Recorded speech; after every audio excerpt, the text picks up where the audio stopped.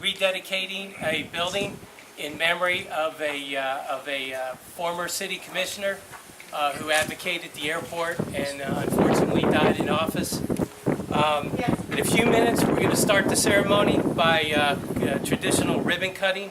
I would like to very much thank my airport staff. I made a commitment that they were going to be involved in the design and the appearance of this facility. Darlene Rucole, who does our administration, and Erica Garcia, who does our finance. Those two ladies were what I call the color committee. And if it didn't pass the color committee, it didn't happen. Good afternoon and welcome to this prestigious occasion. I want to thank all of you for taking the time out to help us christen this new addition to Kissimmee Gateway Airport. On the surface, this looks like it's an office building with government employees housed in it. But I would submit to you to think of this in grander terms as an effort to further the economic development initiatives for the City of Kissimmee and the greater Osceola County community. The City of Kissimmee's City Commission has a long commitment of putting infrastructure dollars into projects to essentially make this airport, set the table for this airport to grow in the future. And so what you see out here in terms of Martin Luther King Boulevard Phase 3 that was just opened last year, we now have land that was landlocked that had been a former dump available for commercial development. And we're doing the same all across the airport, and this project is a continuation of that. I think as we have grown over the years throughout all of Osceola County and Central Florida, the one thing that I'm proud of, and particularly with my community, and I know that Mayor Dyer feels the same way about Orlando, we don't want to forget where we came from. And today, we are here really to honor the family members of the Dyer family. Jimmy Dyer did a lot for this community for many, many years. Unfortunately, I never had an opportunity to meet him.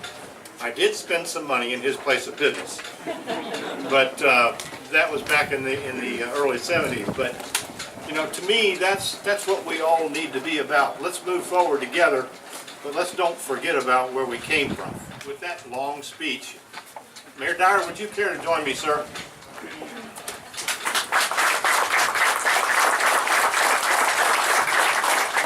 Thank you, Mayor Swan, and it's an absolute pleasure for me to be here. I was driving down with my staff, and we were coming down 192 when I was pointing out where I used to live, which is now a personal storage facility. and the fact that I don't know how many lanes are on 192, like 8 or something, 6 with a turn lane maybe, and it was 2 lanes when I was growing up. So it's been a lot of change here in Kissimmee and Osceola County, and I am often asked, hey, is Dyer Boulevard named after you? It's like, no, but it is named after my Uncle Jimmy. He was a very successful businessman, city commissioner, but probably known most for his love of aviation.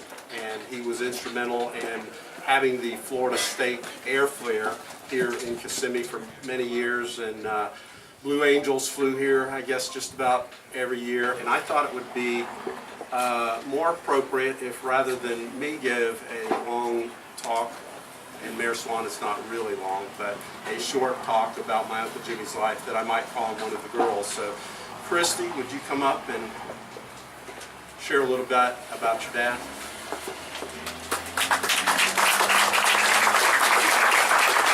Good afternoon. My sisters and I were very excited when we heard about the rededication of the airport terminal and the ceremony today. Daddy loved this community. He was a pharmacist who made home deliveries and deliveries to the area nursing homes. He worked long hours, and for most of his life, 7 days a week. He was always on call, doing whatever was needed. Whether it was taking anti-venom to the St. Cloud Hospital in the middle of the night, or using his talent for flying to transport someone in need to Miami for a critical surgery. Daddy was involved in the Silver Spurs Rodeo, selling tickets at the drugstore, growing a mustache and wearing Western clothing for rodeo days, and having a float in the rodeo parades. He was involved in our church and helped Reverend Wren with the ministry at the jail.